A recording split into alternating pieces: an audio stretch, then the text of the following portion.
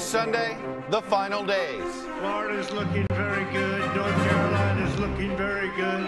Ohio is looking beyond good. It's enough. It's time to change. President Trump and Joe Biden make their closing arguments. If we win, you're going to see a stock market that's going to go like a rocket ship. I know our people. And I know we can unite and heal this nation. And go on the attack. Biden is the candidate of anarchists and rioters and looters and gun grabbers, flag burners. We're done with the chaos, the tweets, the anger, the hate, the failure.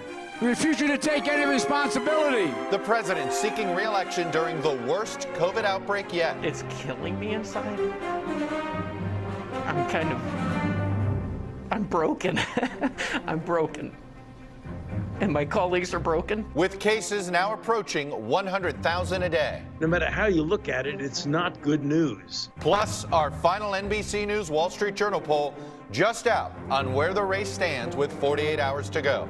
This morning, we'll get reports from our 4 battleground states that could decide who wins this election, from 2 experts on how safe your vote is and on the chances the election could be decided by lawsuits, and from our pollsters on the latest numbers and whether we could see another election night shocker.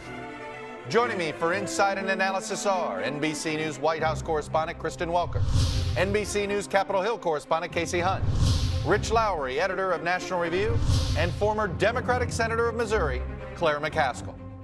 Welcome to Sunday and a special election edition of Meet the Press. From NBC News headquarters in New York, the longest running show in television history, this is a special edition of Meet the Press with Chuck Todd. Well, good Sunday morning from our election headquarters right here at Rockefeller Center in New York City. We are just 2 days before the strangest presidential election in our lifetimes, fought amid the deadliest pandemic in a century, will finally come to an end. Or will it?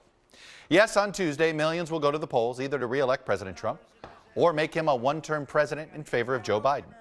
Not only don't we know who's going to win, but because nearly 92 million people, so far, a record, have already voted, and some battleground states count early votes very, very slowly and late, we don't know when we're going to know who's going to. The biggest for any presidential candidate in our poll at this late stage since Bill Clinton's re-election in 1996.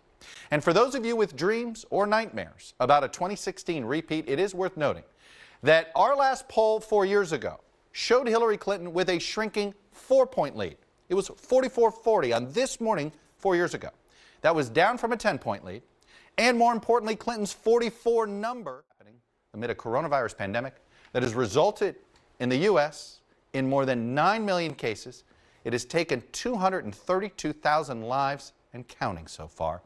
And not only isn't it rounding the corner, it is at its highest peak yet. And with Midwestern battleground states being hit particularly hard in this moment.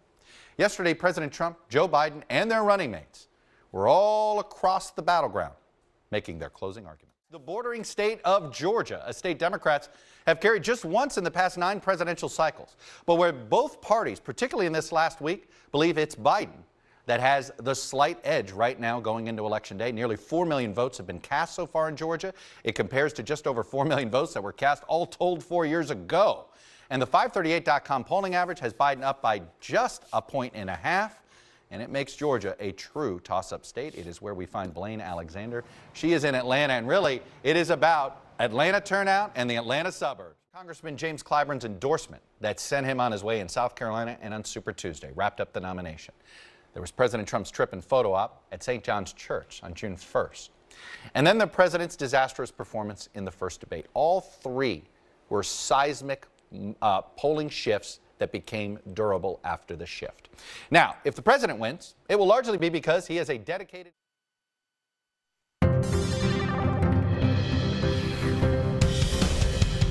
Welcome back. Data download time and what and how to watch the returns as polls close on Tuesday night in a year that, as we've said, will be unlike any other and test every political junkie's patience.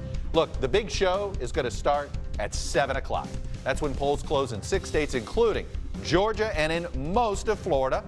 The parts seen here in gold, as you know. I hope you'll join me and my colleagues, Lester Holt, Savannah Guthrie, and Andrea Mitchell, for complete coverage of Election Night, beginning at 7 o'clock Eastern Time. The information and the data is the star of our show, so tune in. That's on Tuesday, in case you didn't know it. That's all we have for today. Thank you for watching. We'll be back next week, whether or not the election is over, because if it's Sunday, it's Meet the Press. Go vote.